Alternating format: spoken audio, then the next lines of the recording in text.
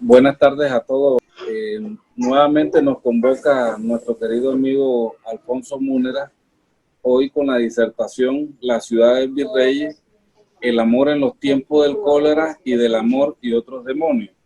Dos obras de Gabriel García Márquez ambientadas aquí en la ciudad de Cartagena.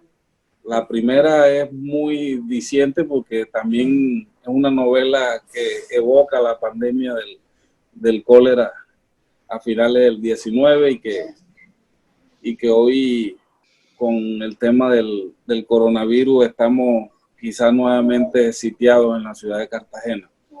Pero permítanme a los que se integran a este grupo que muy amablemente dirige Alfonso Múnera los miércoles a las 4 de la tarde, hacerle una breve presentación de él precisamente. Alfonso Múnera es, un cartagenero, como todos ustedes saben, egresado de nuestra alma mater, magíster y doctor en historia, ha sido el decano fundador de la Facultad de Ciencias Humanas en la Universidad de Cartagena. No solamente sobresalió por su brillante carrera como historiador que dio aporte a la historia de Cartagena, a la historia regional y nacional, sino que también ocupó importantes cargos como la Decanatura de Ciencias Humanas, la Vicerrectoría de Investigaciones, que nace también con él.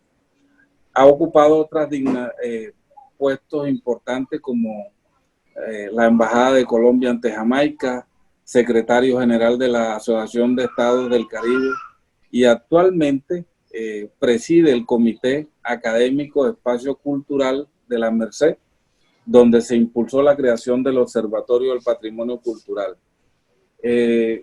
No quiero alargarme más con las presentaciones y con esa hoja de vida tan extensa que tiene nuestro ponente de todos estos miércoles. Los dejo con ustedes con el doctor Alfonso Múnera, La ciudad de los virreyes, el amor en los tiempos del cólera y del amor y otros demonios.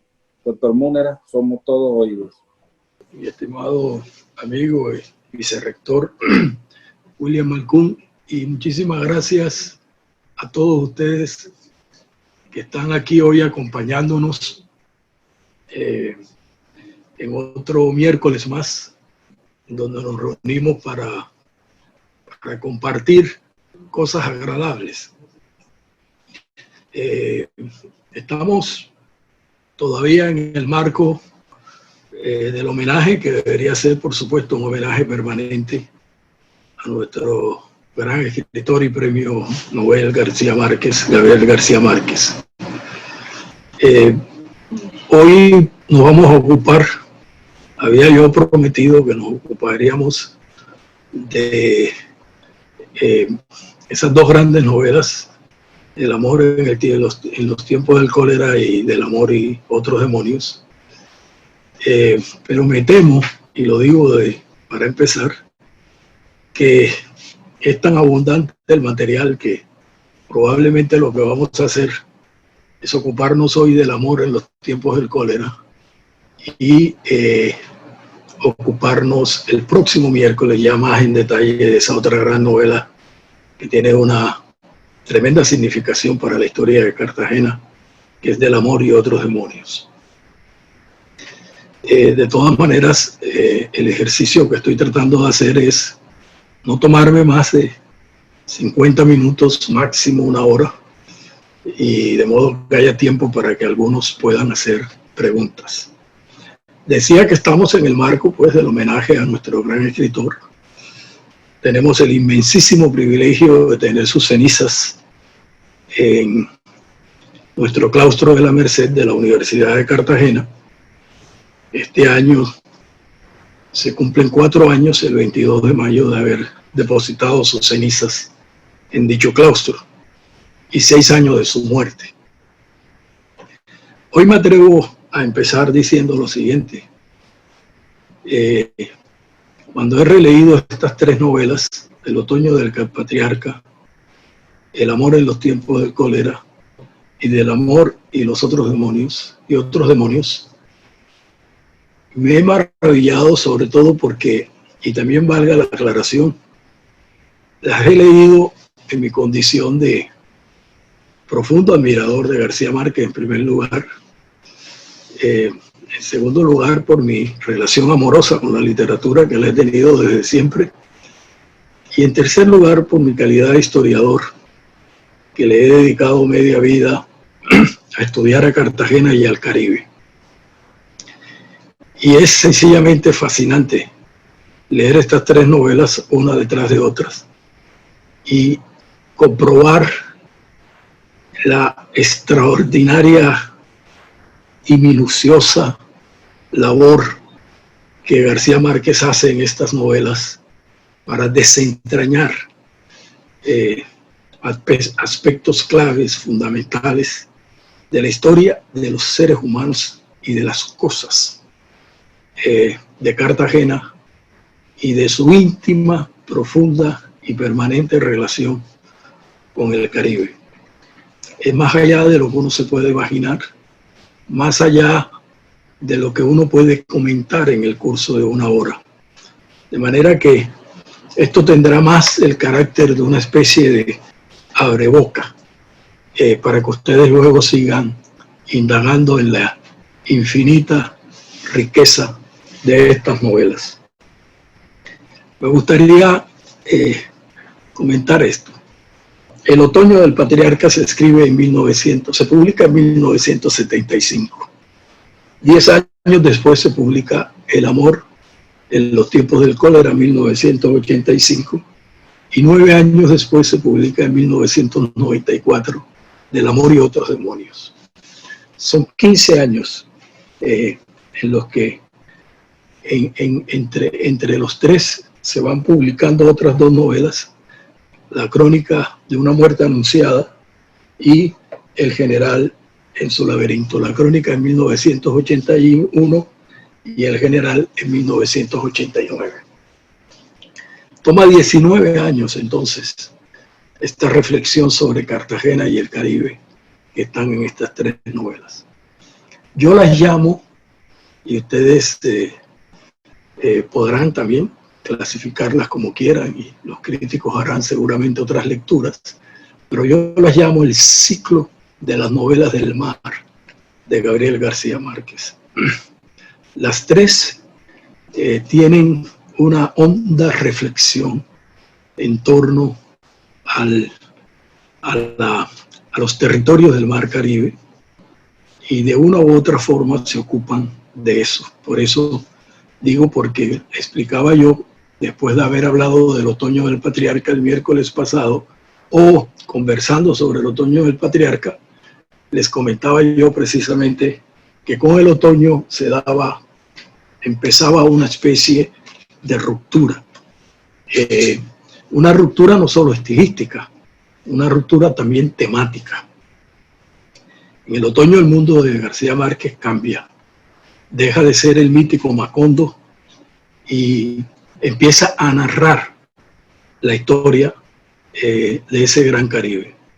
Y claro, el argumento gira alrededor de un viejo y brutal dictador situado ahora en ese espacio mítico del Mar Caribe. En el otoño igualmente hay una maravillosa indagación alrededor de su historia, de la historia de las islas y de la historia del litoral caribe. Eso lo hablábamos en la pasada charla, lo digo sobre todo para los que no tuvieron la oportunidad de estar el pasado miércoles. Y entre otras muchas cosas que hay en el otoño, mirábamos también que hay un bellísimo homenaje al Mar Caribe, que cruza prácticamente toda la novela.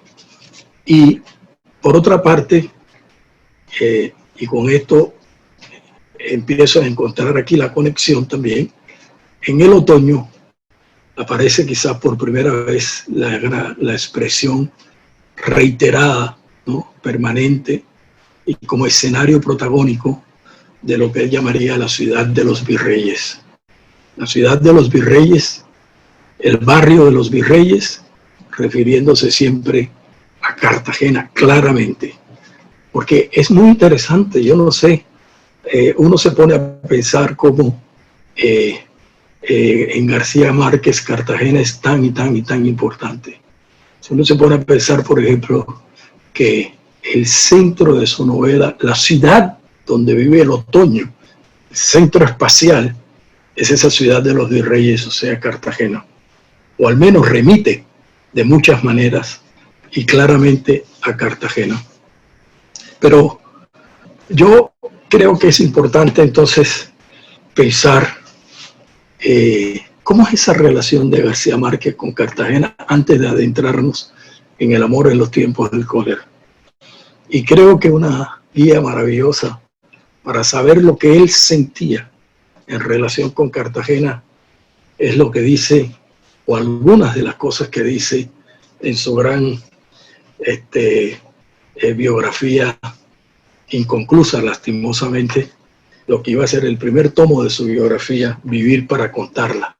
Permítame leer un par de párrafos de esta biografía tan extraordinaria, ¿verdad? Que a veces parece que estuviera uno leyendo otra gran novela. Y en esta biografía dice cosas como esta. Está hablando de Cartagena, de su llegada a Cartagena. Es el primer día de su llegada a Cartagena. Y dice, algo de su gracia divina debía quedarle a la ciudad, porque me bastó con dar un paso dentro de la muralla para verla en toda su grandeza, a la luz malva de las 6 de la tarde. Y no pude reprimir el sentimiento de haber vuelto a nacer.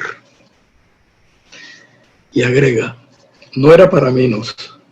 A principios de la semana, había dejado Bogotá chapaleando en un pantano de sangre y lodo. Bueno, está refiriéndose evidentemente al levantamiento cuando la muerte de Gaitán. Todavía con promontorios de cadáveres sin dueño, abandonados entre escombros humeantes. De pronto, el mundo se había vuelto otro en Cartagena.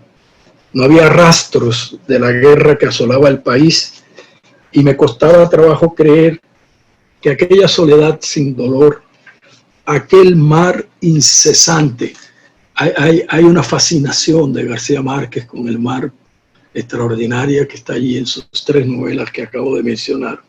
Aquella inmensa sensación de haber llegado me estaban sucediendo apenas una semana después en una misma vida. Ese párrafo me parece a mí muy diciente, ¿verdad?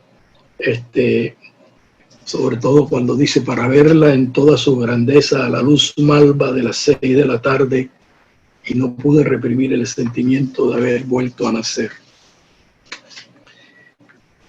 Y luego quisiera leerles este otro párrafo también de Vivir para contarla. Se fue una noche histórica para mí, la primera noche. Apenas se alcanzaba a reconocer en la realidad las ficciones escolásticas de los libros ya derrotadas por la vida. Las ficciones se refieren, por supuesto, a las historias legendarias sobre Cartagena. Me emocionó hasta las lágrimas que los viejos palacios de los marqueses fueran los mismos que tenía ante mis ojos, desportillados, con los mendigos durmiendo en los zaguanes. Vi la catedral sin las campanas que se llevó el pirata Francis Drake para fabricar cañones. Las pocas que se salvaron del asalto fueron exorcizadas después de que los brujos del obispo las sentenciaran a la hoguera por sus resonancias malignas para convocar al diablo. Dice, vi los árboles marchitos y las estatuas de próceres que no parecían esculpidos en mármoles perecederos, sino muertos en carne viva. Pues en Cartagena, oigan esto que es absolutamente precioso, pues en Cartagena no estaban preservadas contra el óxido del tiempo, o sea, las estatuas, sino todo lo contrario. Se preservaba el tiempo para las cosas que seguían teniendo la edad original mientras los siglos envejecían. Fue así como la noche misma de mi llegada la ciudad se me reveló a cada paso con su vida propia, no como el fósil de cartón piedra de los historiadores, sino como una ciudad de carne y hueso que ya no estaba sustentada por sus glorias marciales, sino por la dignidad de sus escombros. He leído este párrafo además porque yo personalmente me beneficié muchísimo y por eso le hice un homenaje en mi primer libro, El fracaso de la nación, donde cada capítulo se inicia con un párrafo o una frase de García Márquez, especialmente tomadas de El amor en los tiempos del cólera. Porque es verdad, es decir, esa lucidez de García Márquez es única. Es decir, se trataba de contar la historia de Cartagena no desde la mirada de los viejos y tradicionales historiadores, sino desde la mirada de quien, como él, podía entrar más allá del documento, a ver la vida de los seres humanos, el paso del tiempo en los seres humanos y en las cosas de la ciudad. Creo que El amor en los tiempos del cólera es fundamentalmente eso, es esa mirada sobre cómo el tiempo pasa, sobre los edificios, sobre las edificaciones, sobre las murallas y sobre las gentes. Cómo ese tema que para García Márquez era tan importante, para cualquier novelista realmente, ¿no? Y la ciudad lo encarnaba de una manera intensísima. El tema de la decadencia después de la grandeza. Y la decadencia de una ciudad que además se mantenía intacta. Una ciudad que yo llegué a conocer y que las gentes de mi generación llegaron a conocer antes de que la refabricaran de nuevo. Es decir, una ciudad de escombros, de edificios viejos, de monumentos casi caídos, ¿verdad? Como llegué yo a contemplar las murallas o llegué a contemplar la fortaleza de San Felipe, ¿verdad? Eran monumentos derruidos, monumentos que hablaban de una pasada grandeza, calles con casas desvencijadas, con noches fantasmales, ¿no? Esa fue la vieja Cartagena en la que todavía mi generación creció y la que, por supuesto, generó una tremenda fascinación en Cartagena, en García Márquez cuando llegó a la ciudad de Cartagena. ¿De qué trata El amor en los tiempos del cólera? Pues bueno, básicamente diríamos que podríamos decir, que podríamos contarla así. En el mejor de los sentidos, es una novela sobre el amor. El amor está en el centro, desde la primera hasta la última página. Y el amor y el desamor entre los seres humanos. Con una gran maestría, García Márquez evita el melodrama y la cursilería de mal gusto, al mismo tiempo que le coquetea al melodrama y la cursilería en la novela. Pero eso, claro, lo puede hacer un escritor genial como él, un maestro, un gran artesano como él, un gran domador de palabras, un gran escritor. Es la historia de una especie de triángulo romántico del siglo XIX. Un médico, ¿verdad? Médico aristócrata, ¿no? Juvenal Urbino, doctor Juvenal Urbino, que se casa con una mujer de la provincia, digamos, como se decía en la época, ¿verdad? Que viene de allá, de un pueblo que para aquella época era un pueblo muy lejano, de la vieja Guajira, ¿verdad? Hija además de un maleante, ¿no? De un maleante. Hablo, pues, claro, de Fermina Daza, con la que vive hasta cumplir la edad de 81 años y ella la edad de 71. Él muere, ¿verdad? En esa escena extraordinaria donde está tratando de coger al lorito, ese hablador que está montado en una rama y se sube a una escalera a esa edad, se cae y ahí ella ahí muere. Y ella, viuda, después de 52 años, se reencuentra con su primer enamorado, ¿verdad? Con Florentino Ariza, que tiene 52 años de estar esperando que Juvenal Urbino se muera, porque el amor en Florentino Ariza es una pasión constante, al margen de que, según dice el mismo García Márquez, se acostó con más de 600 mujeres. El amor a Fermina Daza se mantiene incólume, se mantiene férreamente allí. Y precisamente una vez muere Juvenal Urbino, el doctor Juvenal Urbino,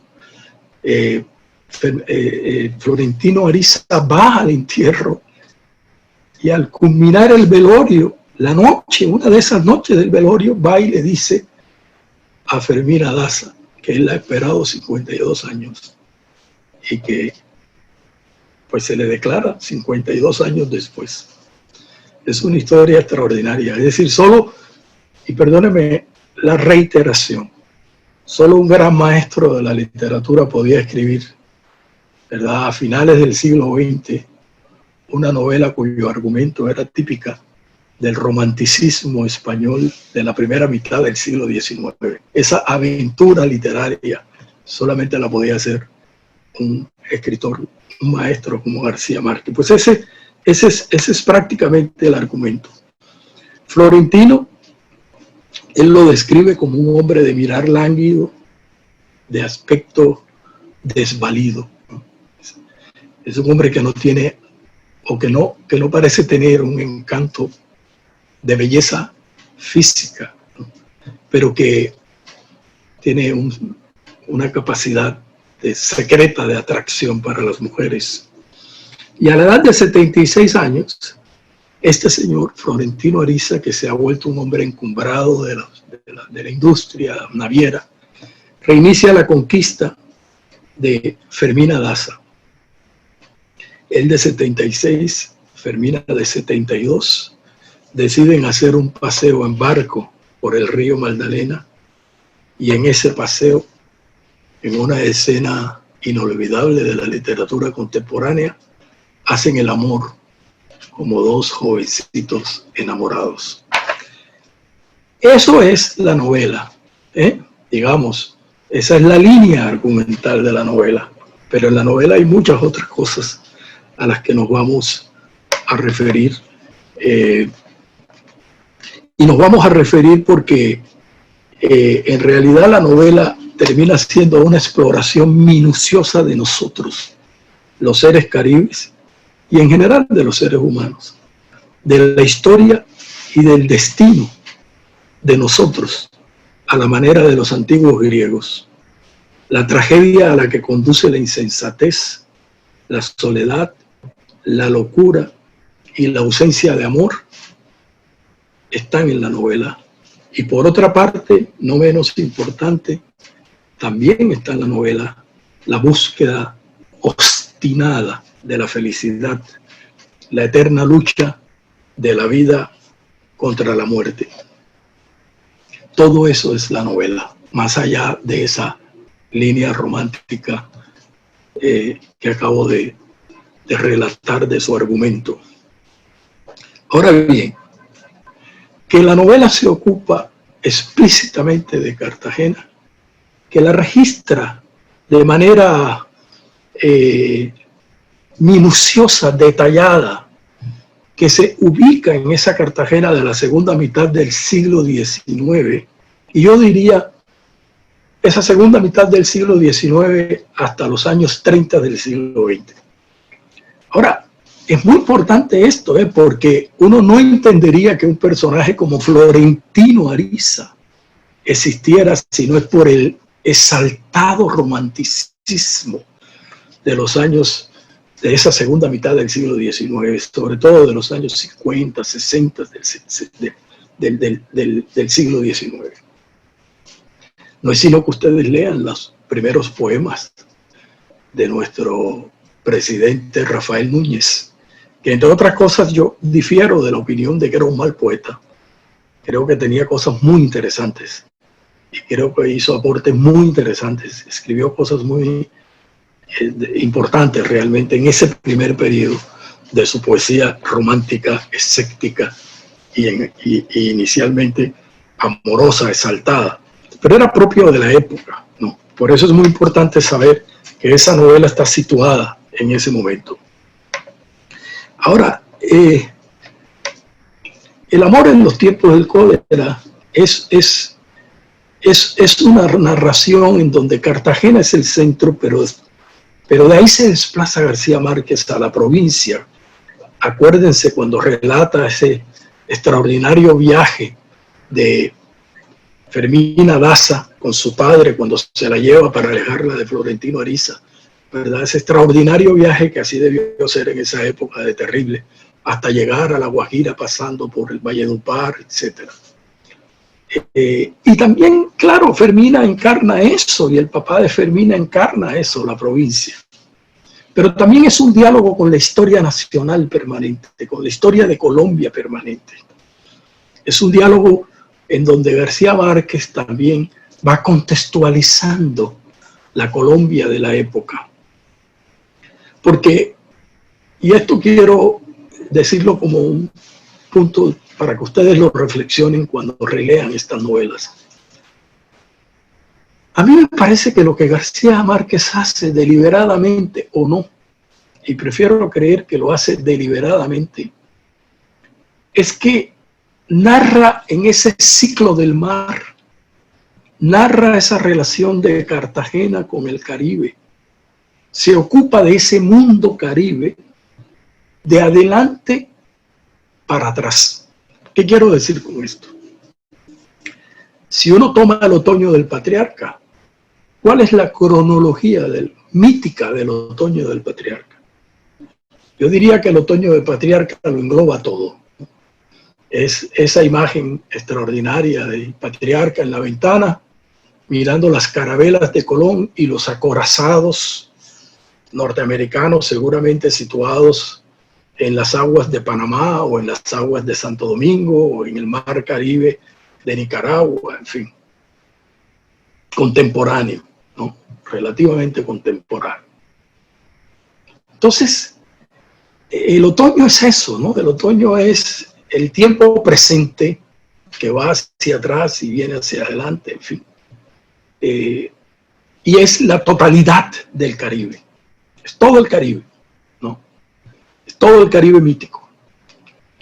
Pero el amor en los tiempos del cólera es ya no todo el Caribe mítico, no, es Cartagena, es el Caribe nuestro y su relación con el país, con la nación.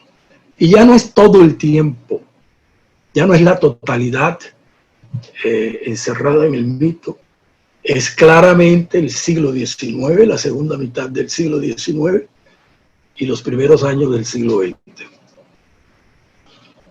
Y el amor y los otros del amor y los otros demonios, como mostraré la semana entrante, ya no es el siglo XIX, ya es el siglo XVIII, algo del XVII, resonancia del XVII, pero es evidentemente el siglo XVIII. El siglo XVIII colonial, el siglo XVIII esclavista todavía, la Cartagena esclavista, la Cartagena factoría de esclavos. Entonces, es como si fuera de adelante para atrás. Y en cada una de las novelas está la ciudad de Cartagena, en relación con todo el Caribe. Luego, en El amor en los tiempos del cólera, la ciudad de Cartagena en relación con el país. Y luego, en Del amor y otros demonios, la ciudad de Cartagena, ella en sí misma en el 18, y otra vez con relación con el Caribe.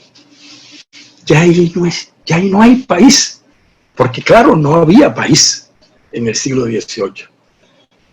Ahí la ciudad de los virreyes está en la relación con el resto del Caribe. Es muy interesante mirar esas tres novelas porque abarcan esa totalidad. Es supremamente ambicioso García Márquez y lo logra de una forma extraordinaria, de una forma, en mi opinión, fantástica.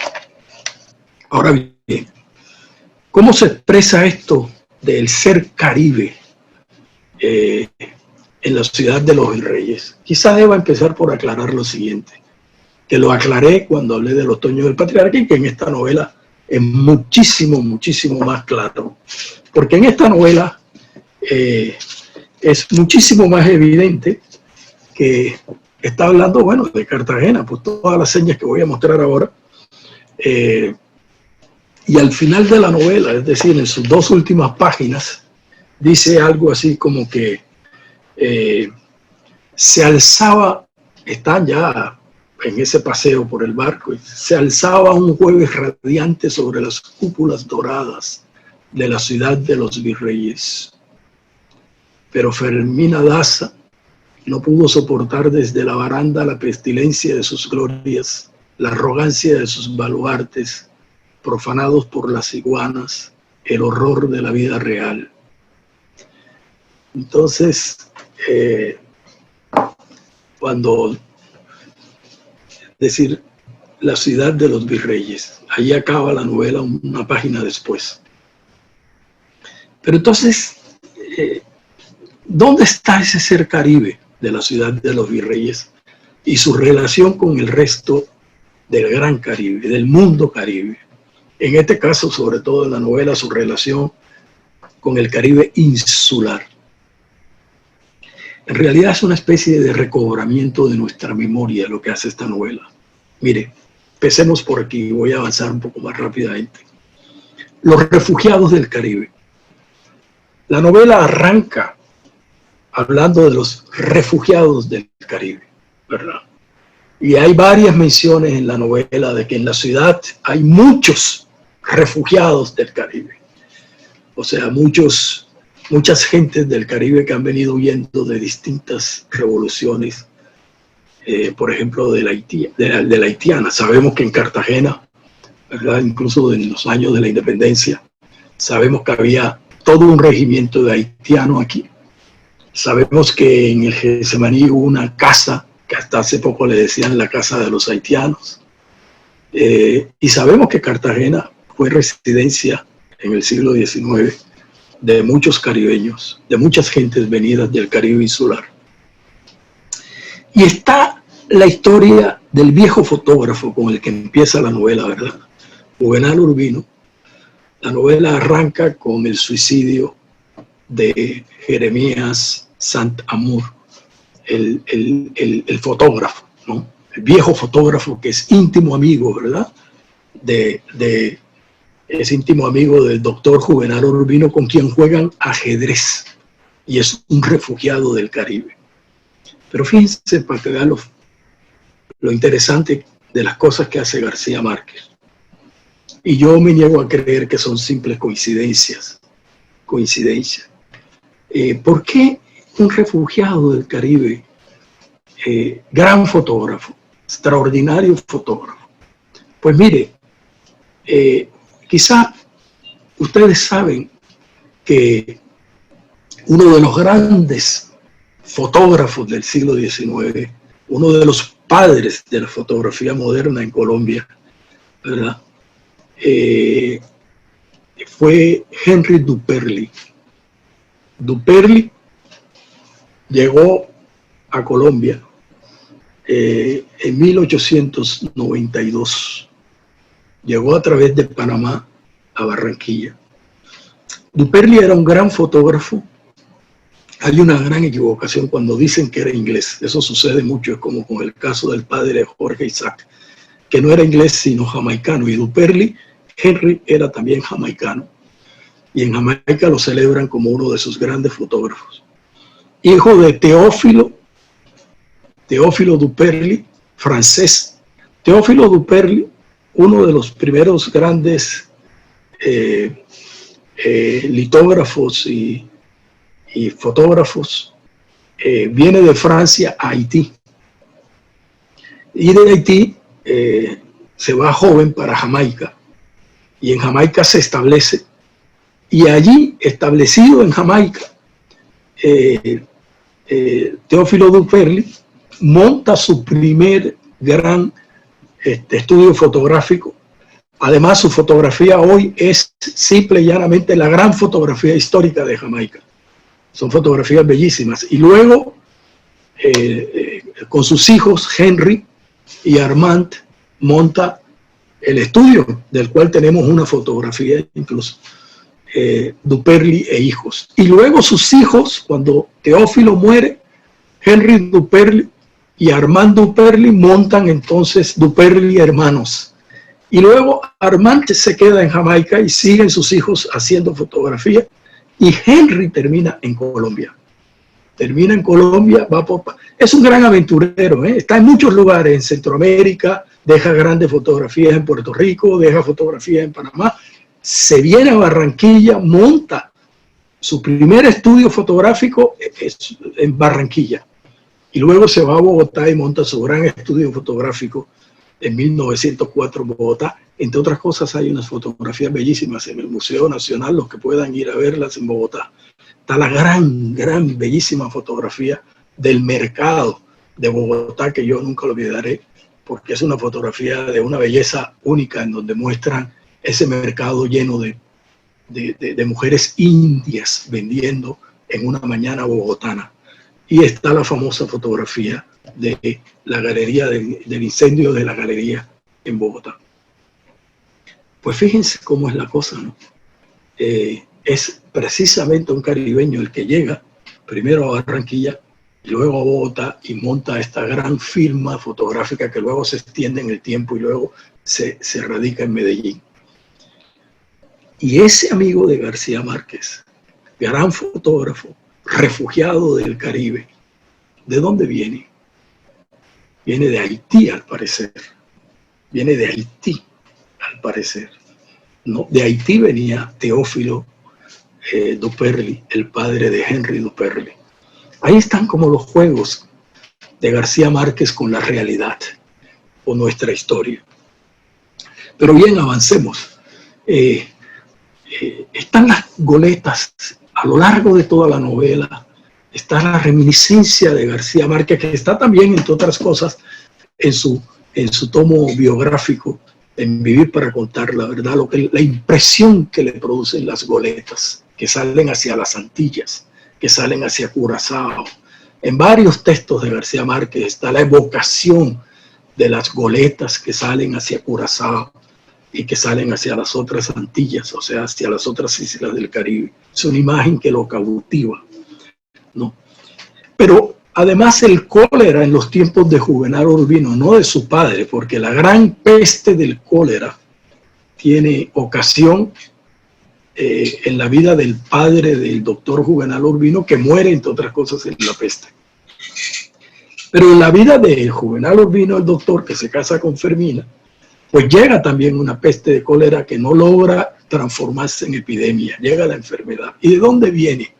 Viene de una goleta de Curazao, esa relación que todavía existía de manera permanente con el Caribe.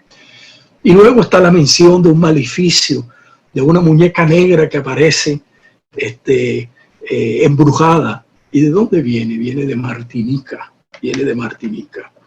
Pero además, García Márquez conocía de manera profunda nuestra historia. Porque fíjense que hay un momento en que habla, ¿verdad?, que cuando decae la esclavitud, entonces dice en el siglo XIX se dedican a la explotación de ganado para enviarlo a Jamaica. Y eso es muy interesante porque realmente la industria de finales del siglo XIX, que llegó a tener una gran pujanza y que fue la base de la recuperación de la ciudad, fue la exportación de ganado. ¿A dónde? Pues al Caribe. De ganado a Cuba, de ganado a Panamá, de ganado, en fin, a las islas del Caribe. Entonces, claro, no me voy a extender de esto, pero ahí está García Márquez jugando con el texto de la realidad histórica, pero claro, haciendo de ella esta cosa magistral que es su novela. Pero además acuérdense de una cosa, ¿qué pasa al final cuando muere Juvenal Urbino? ¿Qué hace Fermina? ¿A qué se dedica Fermina? dice, se dedica a oír las novelas de amor de Santiago de Cuba. Las novelas de amor de Santiago de Cuba. Claro, está pensando en el derecho de nacer de Félix B. Cañete, ¿verdad? A quien García Márquez tenía tremenda admiración, por cierto, ¿verdad?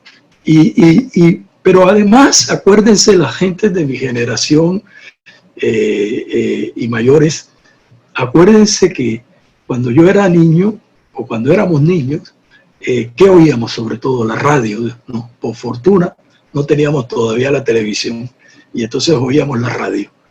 Y acuérdense, yo me acuerdo que llegaba a las 5 de la tarde y encontraba a mis tías en la cocina con un radiecito, oyendo las telenovelas, las radionovelas, en las emisoras cubanas, ¿no?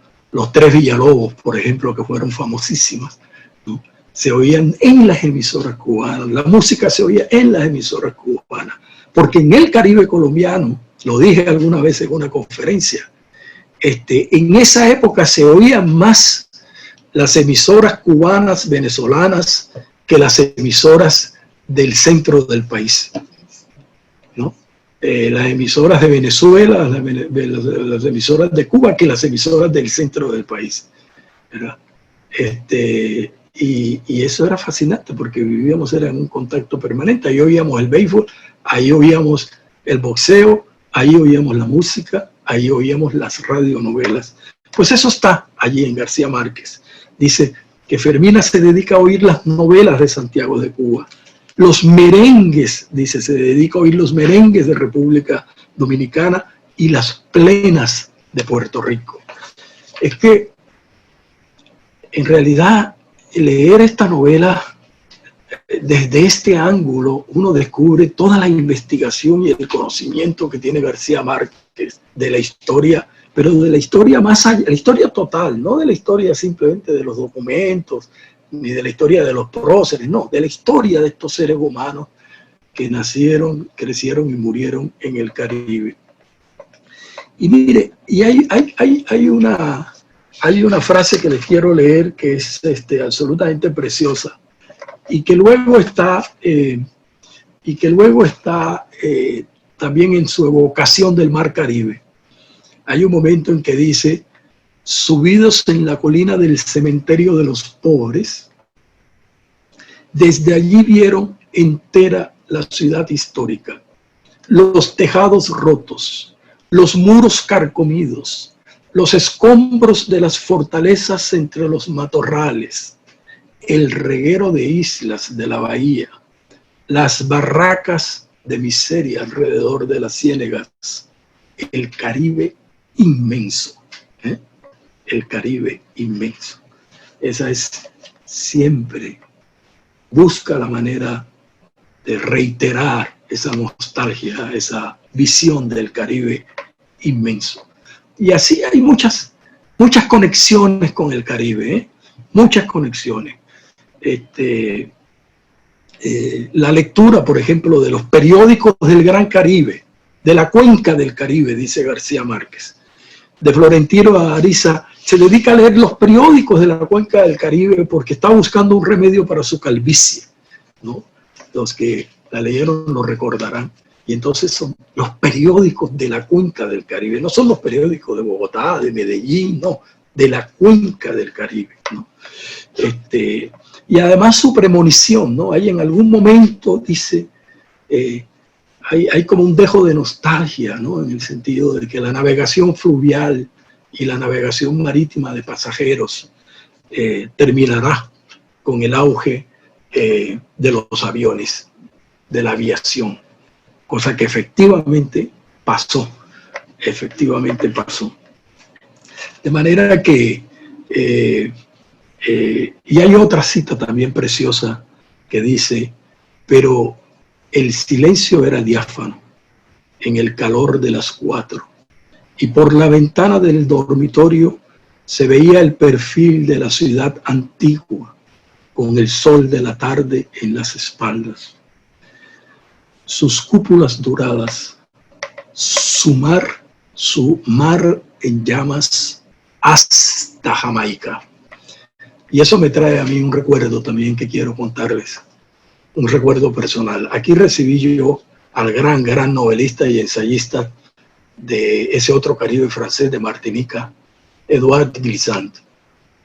Y lo llevé a Manzanillo un día cualquiera de la semana porque él quería ir a estar junto al mar Caribe y quería comerse un pescado y una cosa de estas. Y se sentó en una roca, ¿verdad? En una piedra, se sentó allí al lado del mar, metió las manos en el mar y llegó y me dijo, si yo escribiera un papelito aquí, lo metiera en una botella y lo tirara, llegaría a Jamaica. Y en efecto, eso somos, ¿no? Eso somos. Esa cercanía, esa vía que nos comunica, que es el mar, está permanentemente en esta novela. En ese texto de Un payaso pintado detrás de la puerta, ese bellísimo texto que todo el mundo debería leer, que está allí en el Museo de Arte Moderno de Cartagena, dice algo así como: nunca podré olvidar en el resto de mi vida, ¿verdad?, aquellos amaneceres irreales de mi juventud, cuando salían los veleros cargados hacia Curazao. De manera que su novela y su vida real están allí, siempre en comunicación íntima alrededor de esas nostalgias y de esa búsqueda del sentido del Caribe. Y eso está en El amor en los tiempos del cólera. Pero está la historia también, ¿eh? Está la ciudad y su pasado esclavista. Allí está permanentemente la ciudad y su pasado esclavista. El antiguo barrio de los esclavos, habla permanentemente del antiguo barrio de los esclavos. Y acuérdense que cuando habla del cólera, cuando se refiere al cólera, lo hace para referirse a que el cólera atacaba y atacó mayormente a las gentes negras, a los barrios pobres de las gentes negras. Es más, cuando Juvenal Urbino, el doctor, está preocupado porque le llega la noticia de que a lo mejor Fermina Daza está contagiada del cólera, hay una expresión allí muy interesante porque dice algo así como que y el doctor se preocupó, no la conocía todavía, dice, se preocupó muchísimo porque pensó que el cólera había llegado a la ciudad antigua, es decir, porque el cólera se movía y mataba era a la gente de la periferia, ¿verdad? Y hay también resonancias que nos permiten pensar en el momento actual, porque está allí también la idea de la peste, de la epidemia y un poco de la manera como las gentes pobres mueren, principalmente durante las epidemias. Y hay unas imágenes de la decadencia de la ciudad que voy a leer rápidamente porque siempre el tiempo está allí detrás de nosotros, pero que me parece que es importante simplemente mencionarlas. Ustedes encontrarán muchas más. Hay un momento en que dice, por ejemplo, que el doctor Juvenal Urbino quería sanar el lugar, quería mejorar el mercado, en fin, quería hacer muchas cosas importantes. Dice, pero aún los más complacientes de sus amigos, esto me recuerda a la Cartagena de hoy, los más complacientes de sus amigos notables se compadecían de su pasión ilusoria. Dice, así eran, se pasaban la vida proclamando el orgullo de su origen, los méritos históricos de la ciudad, el precio de sus reliquias, su heroísmo y su belleza, pero eran ciegos a la carcoma de los años. El doctor Juvenal Urbino, en cambio, le tenía bastante amor para verla con los ojos de la verdad. Es decir, poco lo que nos pasa hoy también, ¿verdad? Nos hemos quedado en la nostalgia de la grandeza y en la ilusión de la grandeza. Y bueno, nos va a tocar mirarla con los ojos de la verdad, a ver si logramos entre todos cambiar y mejorar esta ciudad, ¿no? Y hay otra que leo rápidamente. Si la independencia del dominio español y luego la abolición de la esclavitud precipitaron el estado de decadencia honorable en que nació y creció el doctor Juvenal Urbino. Las grandes familias de antaño se hundían en silencio dentro de sus alcázares desguarnecidos. Y allí sigue, ¿verdad? Y ese cuadro de la decadencia cruza toda la novela, ¿no? Los muros carcomidos, las casas desvencijadas, las catedrales en mal estado. Está en toda la novela, ¿verdad? Esa imagen de la Cartagena del siglo XIX de García Márquez, ¿verdad? Y luego, pues, en la historia está también, ahí lo verán ustedes, las guerras civiles. Siempre están en el trasfondo las guerras civiles, ¿verdad? Está el sitio de Candelario Oeso a la ciudad, mencionado con nombre propio en el año de 1885, ¿verdad? El temor a las guerras civiles que está permanentemente en la novela, ¿no? Y hay otro gran tema en la novela, otro gran tema que a mí me parece fascinante. Es la forma como García Márquez va rastreando nuestra paradójica modernidad, ¿no? Porque a finales del siglo XIX, Juvenal Urbino representa eso, ¿no? Juvenal Urbino es la contradicción intensa del cartagenero y del caribeño y de muchas maneras de lo que somos en este país, porque él es miembro de la gran élite aristocrática, ¿verdad? Descendiente de nobles, en fin, toda esta cosa con grandes riquezas, pero al mismo tiempo es un hombre moderno, es un hombre que va a París, es un hombre que es sofisticado, que estudia en París, que compra muchas cosas europeas, pero al mismo tiempo es un hombre que quiere que se haga el acueducto, que quiere modernizar la ciudad a toda velocidad, pero al mismo tiempo no abandona su coche de caballos, ni abandona su cochero a quien le exige que se vista de librea, ¿no? Es decir, es esa tremenda tensión en el alma, ¿verdad? De lo moderno y de lo tradicional, anacrónico, decadente. Y luego hay esta mención que quiero compartir con ustedes, ¿verdad? Esta mención de Cartagena, en donde García Márquez hace de alguna manera, muestra la incoherencia, digámoslo así, de esa modernidad. Y dice algo así: los muebles de recibo hasta el reloj de péndulo. Está hablando de la casa del doctor Juvenal Urbino en el barrio de La Manga, ¿no? Porque él habla con nombre propio de Manga. Y dice: los muebles de recibo hasta el reloj de péndulo de la sala, que tenía la presencia de un centinela vivo, eran todos originales ingleses de fines del siglo XIX. Y las lámparas colgadas eran de lágrimas de cristal de roca, y había por todas partes jarrones y floreros de cebres y estatuillas de idilios paganos en alabastro. Y oigan lo que dice, pero aquella coherencia europea se acababa en el resto de la casa, donde las butacas de mimbre se confundían con mecedores vieneses y taburetes de cuero de artesanía local. En los dormitorios, además de las camas, había espléndidas hamacas de San Jacinto, con el nombre del dueño bordado en las letras góticas con hilos de seda y flecos de color en las orillas. De manera que eso está allí en la novela permanentemente también, ¿verdad? La paradoja de la modernidad, ¿no? Cómo conviven esa sofisticación de lo europeo.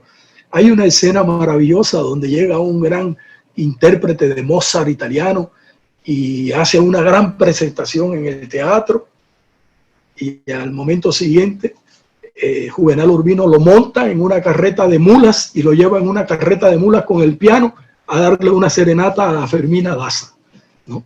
Ahí está ese mundo nuestro, contradictorio, intenso, lleno de modernidad y lleno al mismo tiempo de extravagancia y de tradición y de, en fin, eso que somos, ¿verdad? Que alguien podría denominar en el mejor de los sentidos sociedades desde siempre posmodernas, desde siempre posmodernas. Pues tengo que avanzar porque luego está el tema de la ruina, ¿verdad? De esa decadencia y de la ruina. Y hay una cita que me encantó, hay muchas. Dice, mientras las familias de 7 títulos se acostaban con el terror de que los techos de las mansiones se les desfondaran encima durante el sueño. Yo vi grandes casas con los techos desfondados y los árboles creciendo dentro de las casas en la vieja Cartagena. Recuerdo haber visto varias, ¿verdad? De manera que eso también está allí en Cartagena. Y está la evocación del viejo teatro, que es maravillosa, que es simpaticísima, porque era tal y cual como existía en la historia. Yo se los conté cuando hablé del convento de la Merced, teatros en el cual se iluminaban con lámparas con aceite de corozo, y García Márquez lo sabe perfectamente eso y lo trae. Y lámparas que, claro, generaban un ambiente y un humo terrible que casi no se podía ni ver la obra, ¿verdad? El famoso teatro del siglo XIX. Y ahí está también. Pero mire, tengo que terminar, pero lean la novela mirando cómo muestra a las mujeres. Es fascinante, ¿eh? Es fascinante la sociología de las mujeres que hay en esa novela. Es extraordinario. Ahí aprenderán todos ustedes cómo eran sus abuelas, ¿no? Sobre todo, con una gran orfebrería va mostrando esa sociedad patriarcal, esa frase en la que dice que Fermina quedaba, después de muerto, Juvenal quedó en el limbo, ¿verdad?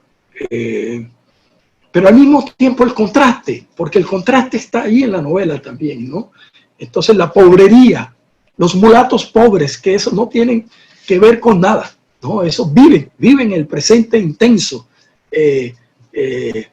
y comparten un presente intenso en busca de la felicidad y de la alegría. Pero claro, la novela es sobre todo el mundo de la decadencia, el mundo de la ruina que está detrás del relato de los amores. Y ya quiero avanzar, ¿verdad? Para ir terminando, y voy a terminar, creo que ya llevamos, ya vamos a cumplir casi la hora, entonces voy a terminar con esta reflexión.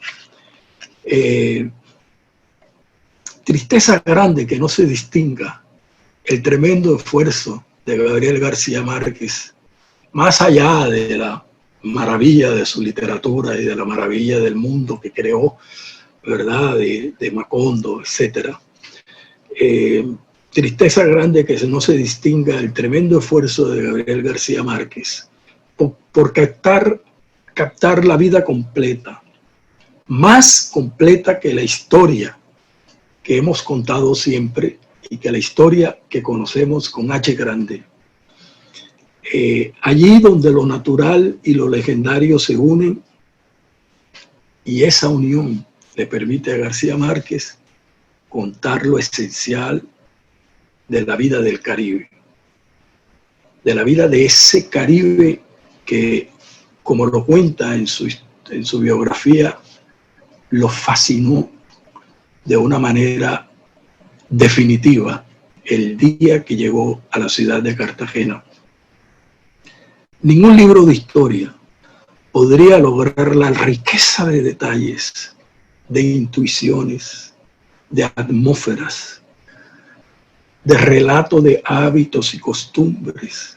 En fin, ningún libro de historia podría lograr penetrar tanto en el alma colectiva de las gentes del Caribe y de las cosas del Caribe como lo logró García Márquez en este libro realmente maravilloso que es El amor en los tiempos del cólera, y antes en El otoño del patriarca, y después en Del amor y otros demonios. Estos tres grandes libros cuentan la historia de los seres humanos, sus pasiones, sus alegrías, sus tristezas, sus terribles grandezas y más terribles caídas, decadencias y ruinas de nosotros, hombres y mujeres del Caribe. Muchas gracias.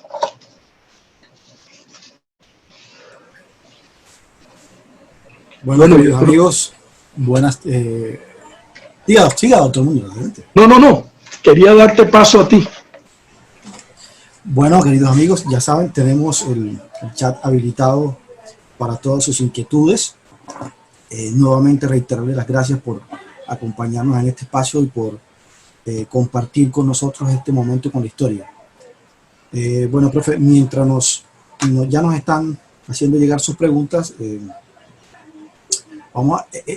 yo personalmente le quiero hacer una pregunta porque insisto que nosotros entre los historiadores esa camisa de fuerza que para nosotros es el tiempo, pero cuando vemos la obra de Gabriel García vemos que ese concepto del tiempo en Gabriel García es muy dinámico y aparentemente aunque fuera una obra escrita en el pasado, tiene muchas revelaciones del presente, o sea, nos trae y nos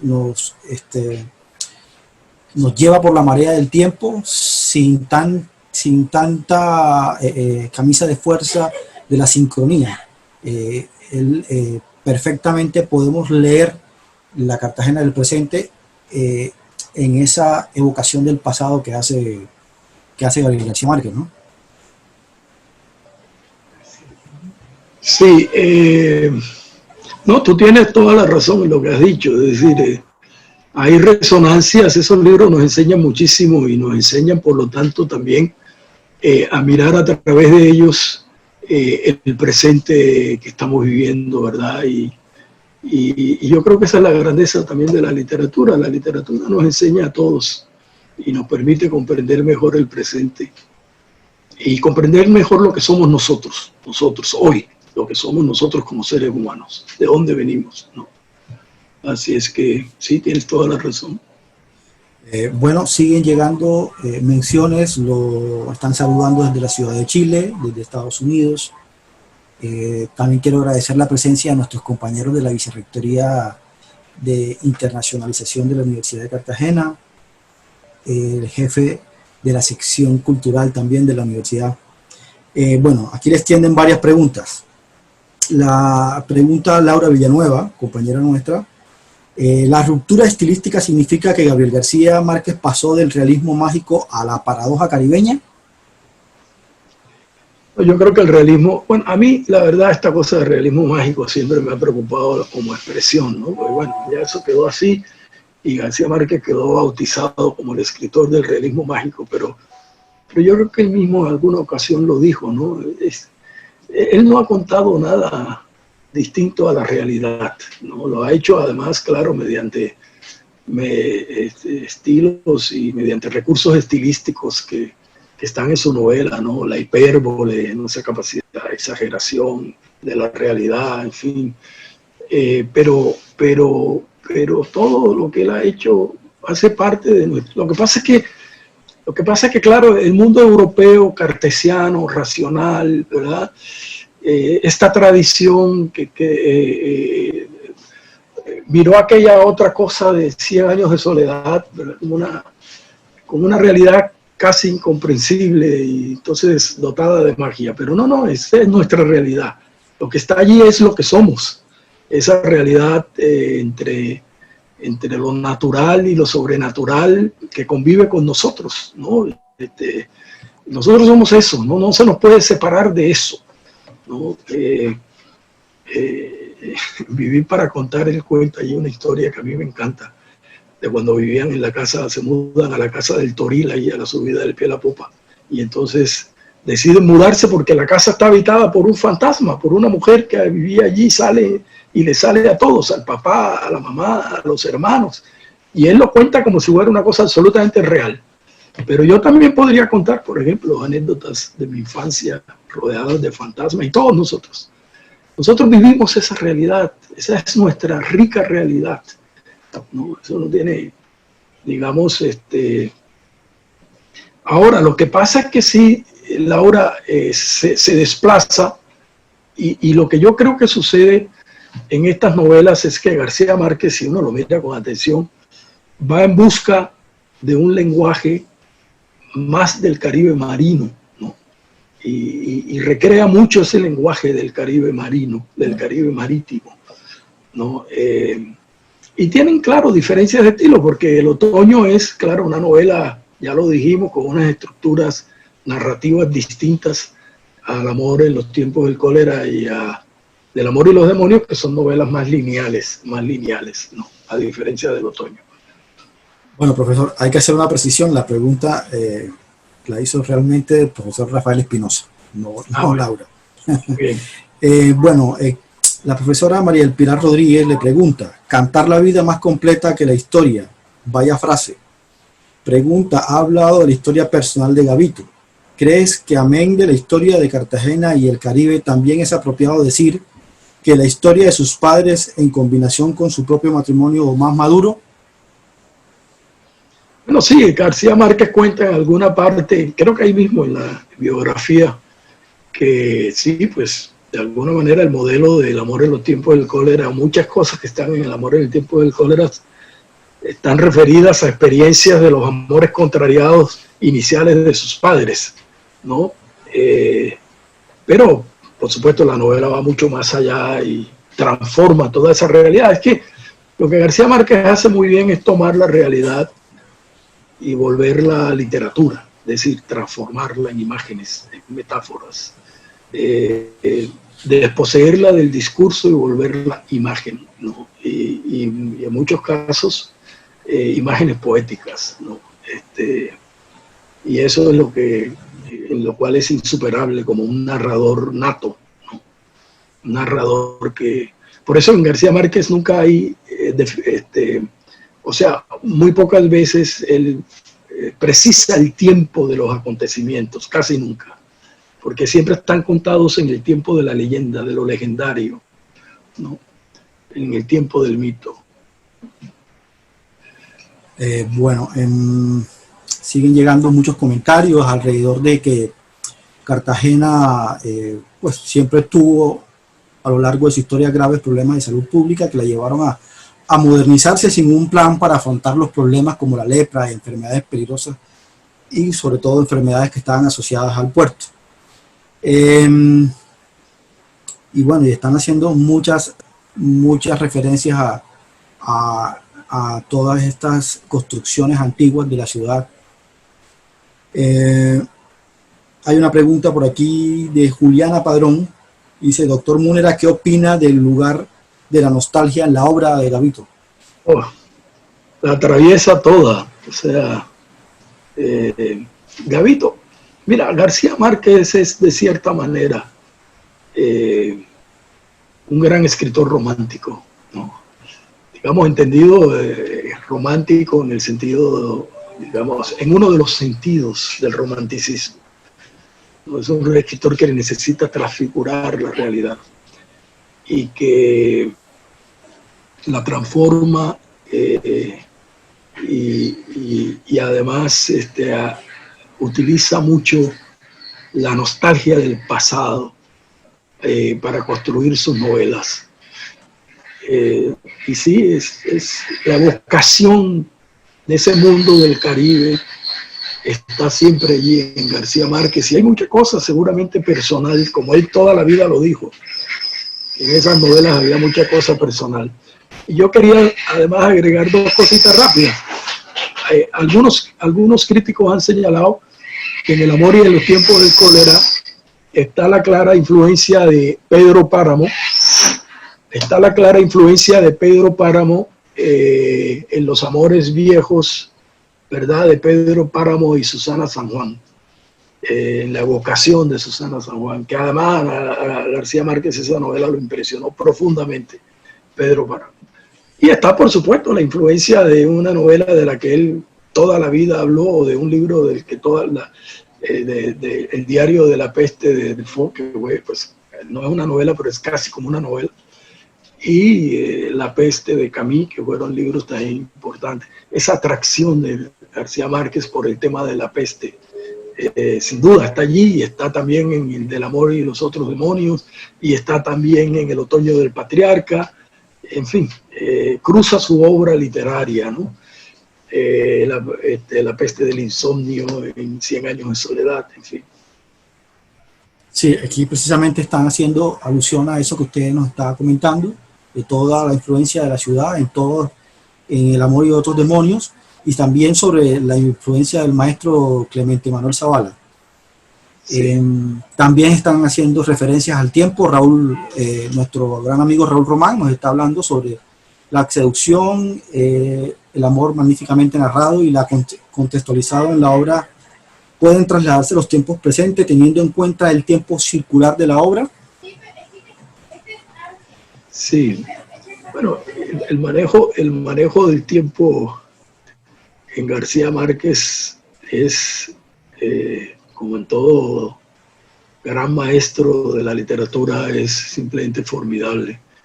Bueno, en El otoño juega mucho más con el tiempo, ¿no? Se desplaza de manera muy ágil y muy rápida de unos tiempos a otros. Acá el tiempo en la novela, digamos, en el desarrollo de la novela, el tiempo es más lineal, pero también García Márquez hace mucho uso del recurso de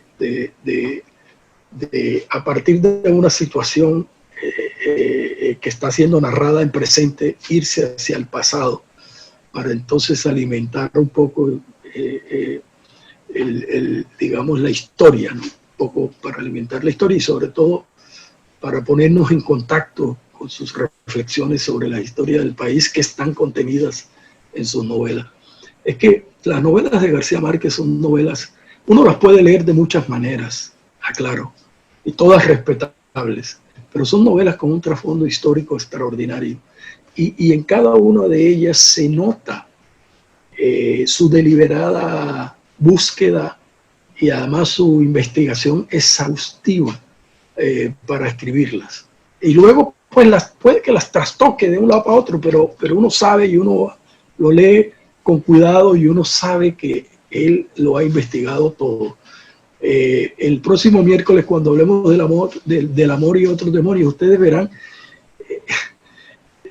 lo que lo obsesionaba entender cómo en el siglo XVIII se trataba el mal de la rabia. Es muy curioso, ¿no? Y además todas las recetas medicinales que él trae allí, recetas del siglo XVIII, ¿no? Él era muy cuidadoso, no era extremadamente cuidadoso, aun cuando después jugara con esas realidades, pero primero las conocía a fondo. Él seguía el consejo de Hemingway, de su maestro, uno de sus maestros, Ernest Hemingway, ¿no? Cuando uno quiere escribir sobre una cosa, tiene que conocerla a fondo, porque si uno no la conoce a fondo, se nota la ignorancia. Y yo creo que él practicaba ese consejo a fondo también, ¿no? Aquella cosa de Hemingway de que lo que se narra es apenas un séptimo, ¿no? Con la famosa metáfora del iceberg, ¿no? Lo que flota es apenas un séptimo del tamaño real, porque está sostenido sobre todo lo que se conoce. Eso era muy importante en García Márquez. Por aquí el profesor Néstor Bonilla nos pregunta, Cartagena es la ciudad más hermosa de Colombia, pero en la novela García Márquez se ocupa de la novela el desencuentro de las dos Cartagenas.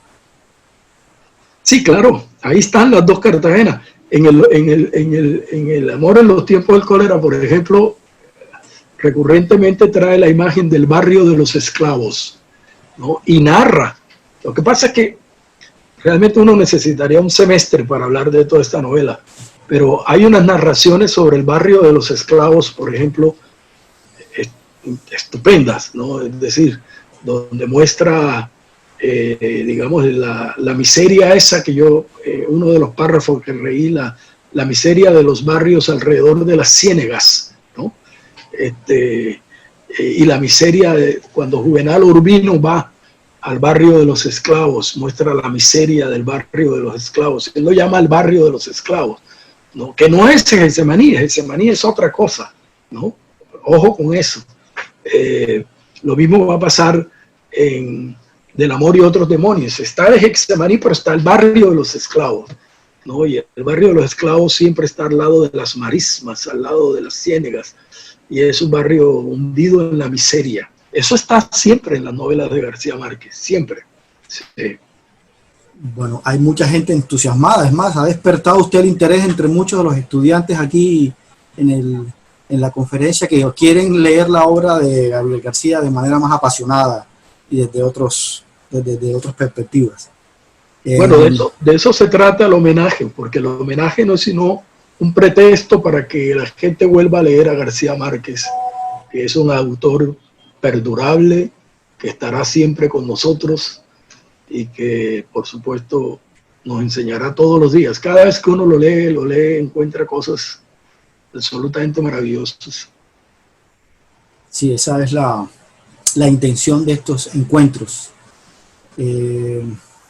Bueno, siguen llegando algunas preguntitas acá. Bueno, están hablando mucho sobre que lo que se ha conocido en la historia de Cartagena del siglo XVIII hace mucha referencia a todo el tema de la Inquisición, de la esclavitud, pero que Cartagena como centro de esa vida de toda la Nueva Granada era una ciudad con muchas potencialidades y con muchas características que deberían ser mayormente valoradas. Siempre dicen aquí que se examina siempre el periodo, la parte del reino, haciendo énfasis mucho más en todo ese tema de la Inquisición y de la esclavitud. Y se ha dejado por fuera esos temas que hacen grande a la ciudad y que posteriormente, pues la independencia nos ha costado mucho.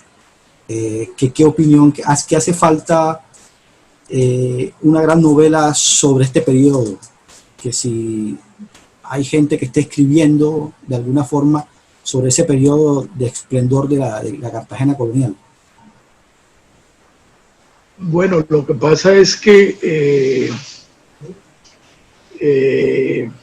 sí, es que Del amor y los otros demonios es sobre la Cartagena colonial, ¿no?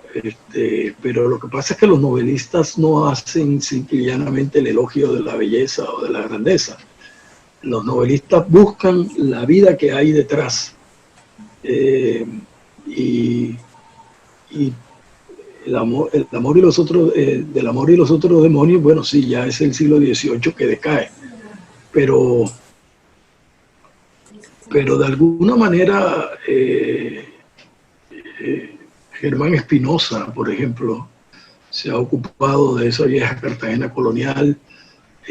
Nuestro gran Roberto Burgos, en La Ceiba de la Memoria, también se ocupa allí de la vieja Cartagena de San Pedro Claver.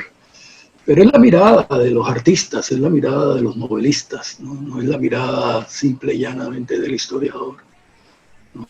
Bueno, reiterarles a todos nuevamente nuestros agradecimientos por estar acompañándonos en la tarde. Recordamos nuestra cita el próximo miércoles, profe, a las 4 de la tarde. Ya preguntan por aquí sobre nuestra próxima entrega. ¿Qué cositas, qué píldoras nos tiene para el próximo miércoles? El próximo miércoles, como dije al principio, que no me iba a ocupar esta vez del amor y otros demonios, pero que lo voy a hacer el próximo miércoles, porque es una novela que permite, ella sola permite, como El amor en los tiempos del cólera, ocuparnos de toda la historia que hay detrás. Entonces el próximo miércoles trabajaremos del amor, del amor y otros demonios, sí, de García Márquez. Sí, eso vamos a hacer. A todos nuestros queridos asistentes, ya estamos compartiendo el link en el cual ustedes pueden acceder a todas las conferencias, a todos los videos de las conferencias en las cuales hemos estado emitiendo desde ya hace aproximadamente un mes, y tienen total acceso a ellas.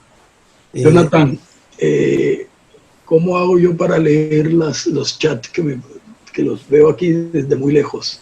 Donde dice chatear a la derecha, Sí. usted puede expandir la pantalla y ahí le aparecen más o menos. Pero apenas tú cierras, ya se cierran los chats. Sí, apenas se cierran, pero podemos dejarlo un momentico ahí para que usted pueda revisar todos los mensajes, porque llegan un montón de mensajes. Ya tenemos 27 mensajes nuevos.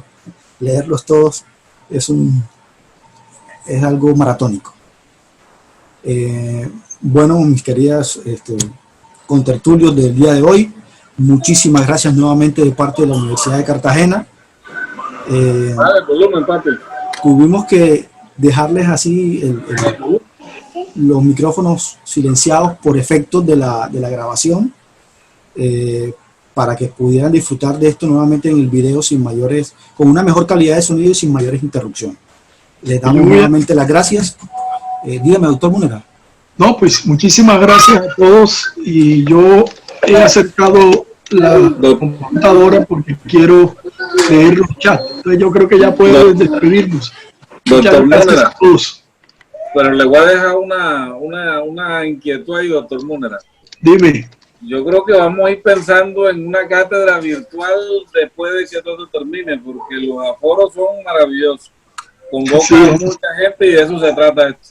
Vamos a hacerlo, vamos a conversar, porque esa es una muy buena idea, ¿sabes? Sí, bueno. Dale, un abrazo, William. Bueno, se me cuida, ¿no? Chao. Nuestro aforo hoy estuvo alrededor de las 200 personas. Qué bueno. Maravilla. Una buena asistencia. No, pues magnífica. Aquí siguen llegando felicitaciones desde Pereira.